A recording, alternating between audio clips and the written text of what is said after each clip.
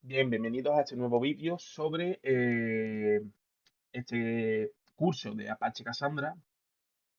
Y en esta serie de vídeos, que en concreto van a ser 4 vídeos, vamos a explicar un poquito cómo he implementado Cassandra en diferentes aplicaciones web, comenzando con Django.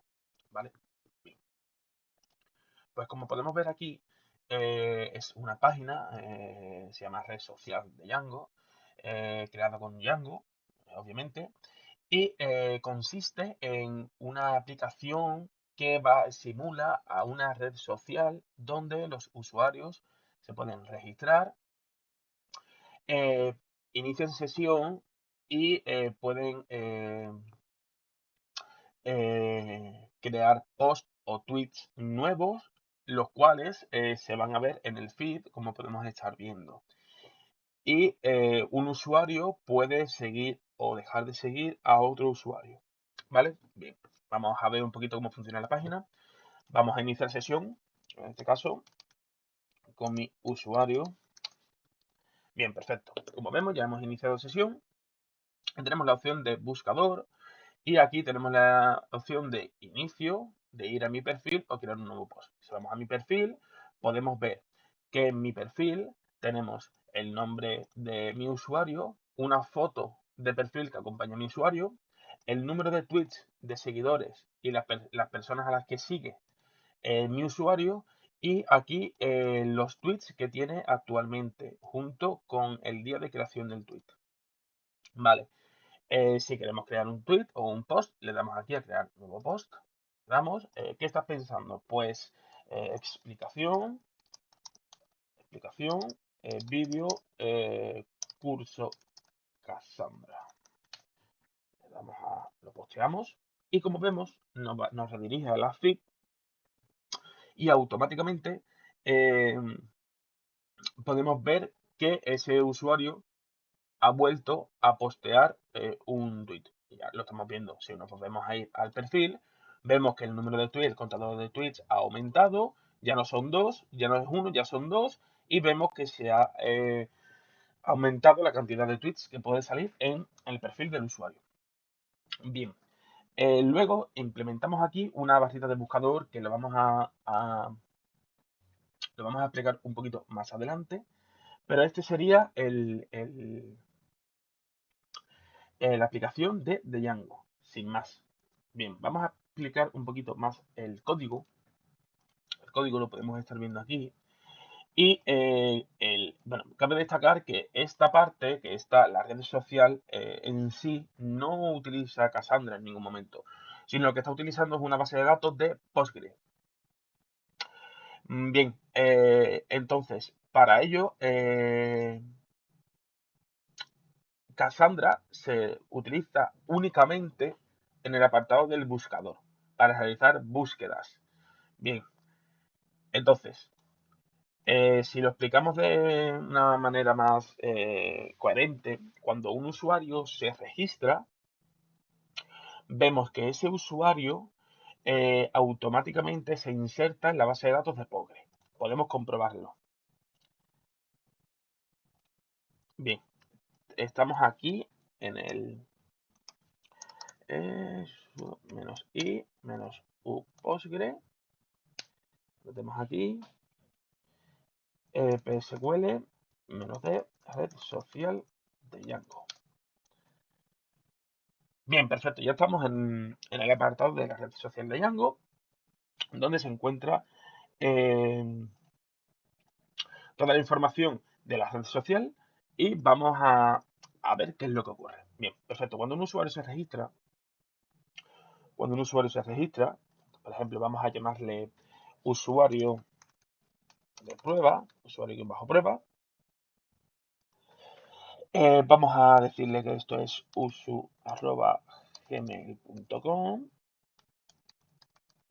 una contraseña normal y corriente. Perfecto. Vemos que el usuario de prueba se ha creado correctamente. Entonces, si hacemos un select out,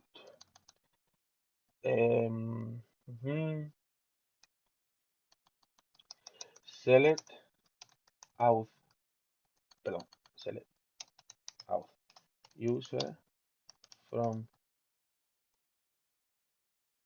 vale, perdón, select username from auth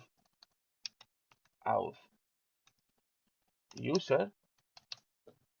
Bien, perfecto. Aquí podemos ver todos los usuarios que hay creados en la plataforma. En este caso hay 51 usuarios con este usuario prueba. Bien, perfecto. ¿Cuál es el problema?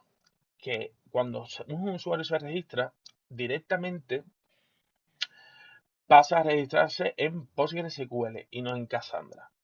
Entonces, antes que nada, vamos a definir un poquito cómo se implementa Cassandra. Para ello, lo que nos vamos es, como podemos ver, estar viendo en el código, tenemos dos aplicaciones. Tenemos la aplicación social, que aquí tenemos los modelos, las vistas, todo esto es referente a la red social en sí, y luego tenemos la aplicación de buscador. Esta aplicación de buscador es la que ya va a implementar Cassandra. Bien, pero antes que nada, si nos vamos al settings.py y nos vamos a la parte de datos, a la parte de databases, podemos ver que tenemos dos bases de datos definidas. Tenemos una que es default.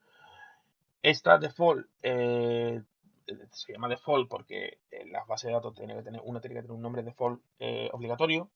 Esta default utiliza PostgreSQL, mientras que esta de Cassandra utiliza Cassandra, ¿vale? Entonces, cuando un usuario se registra por la parte de social, automáticamente esa información va a la base de datos de PostgreSQL. Bien, cuando tenemos definido ya las dos bases de datos y tenemos definido también el otro modelo, tenemos definido la aplicación de social y ya está funcionando, tenemos que implementarle la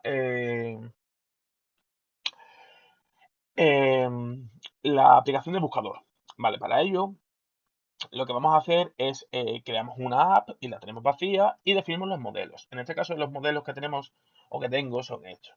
Es un modelo simple, el cual lo que hace es definimos que se cree la tabla usuario buscador, la cual va a tener la columna, mejor dicho, usuario buscador, la cual va a tener las siguientes columnas. Va a tener ID de usuario, la definimos como primary key, la columna username y la columna la dirección de email. Perfecto. Una vez que ya tenemos hecho definidos los modelos, en las views lo que estamos diciendo es lo siguiente. Bien.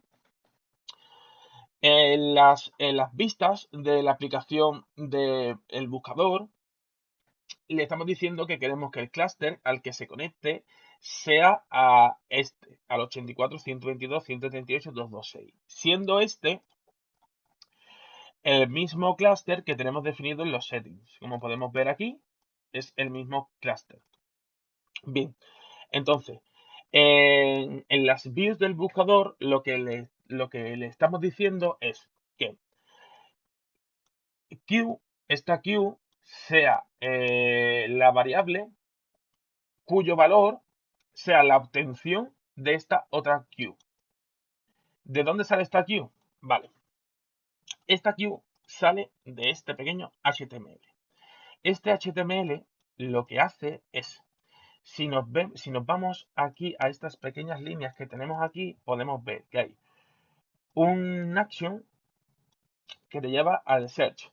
Entonces, hay un input, que es el recuadro que te sale, que si lo queréis ver mejor, si nos vamos a buscador,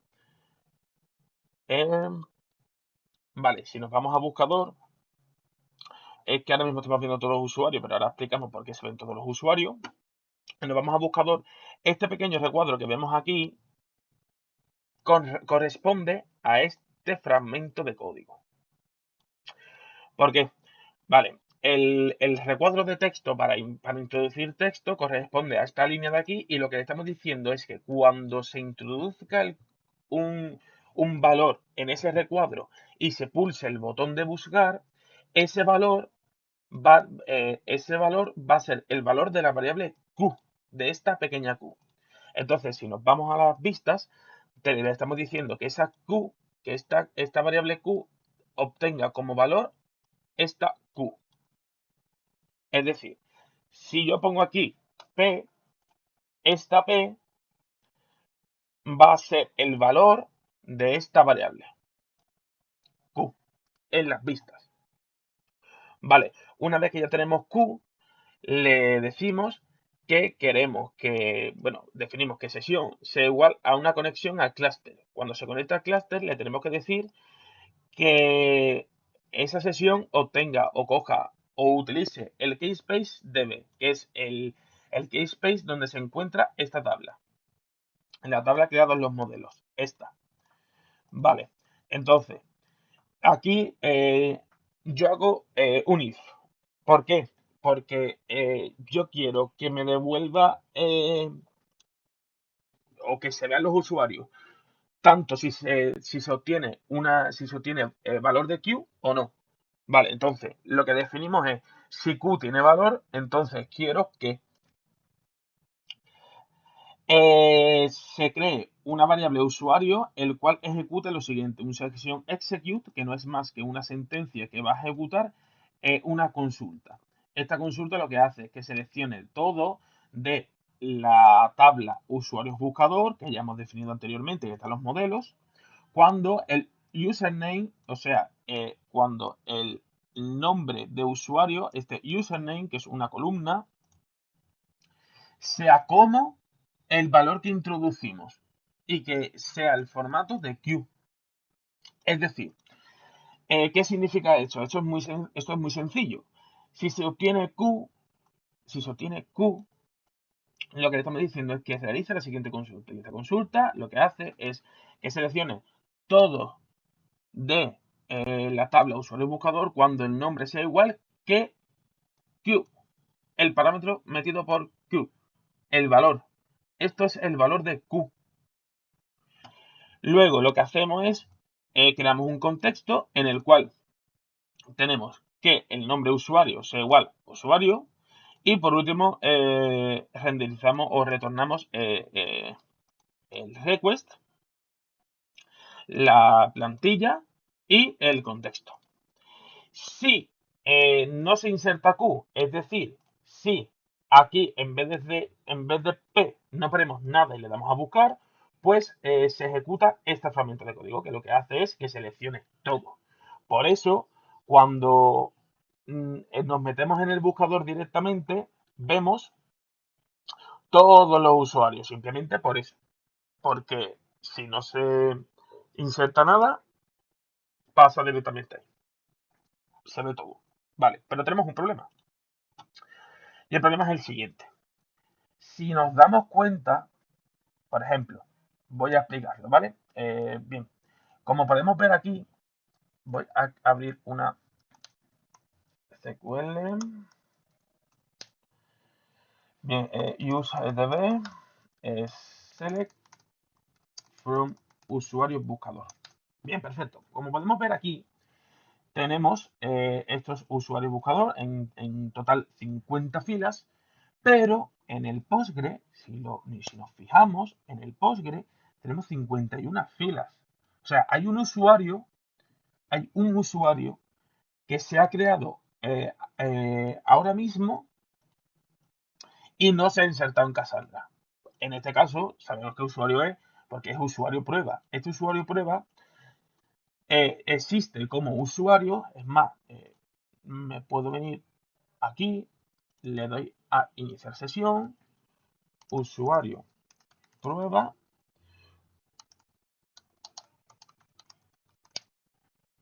y estoy como usuario, perfil, usuario prueba. Puedo crear un post perfectamente. Perfecto, usuario prueba. Y podemos seguir aquí a Pablo, con lo que Pablo tendría ahora un seguidor. Perfecto. Vale, ¿qué es lo que pasa? Que este usuario prueba, no existe en Cassandra. Por lo que si yo me voy al buscador y busco usuario prueba, no devuelve nada. No va a devolver nada. Cuando Q, como podemos ver aquí arriba, Q está obteniendo el valor de usuario prueba, pero no va a devolver nada. ¿Por qué no va a devolver nada? Porque este usuario prueba existe en Postgre, pero no existe en Cassandra. Entonces, eso es un problema que tenemos y es que cuando se registra un usuario, no lo tenemos en Cassandra. Entonces, para ello, o para poder arreglar este problema, he creado el siguiente código. El siguiente código se llama migraciones.py, un código en Python que lo que hace es, se conecta al cluster de Cassandra.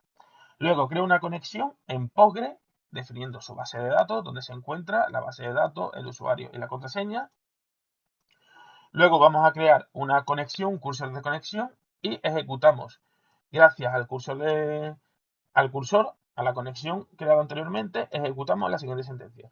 Y seleccionamos la ID, el username y el email de la tabla outUser, la tabla que contiene todos los datos de los usuarios de Django.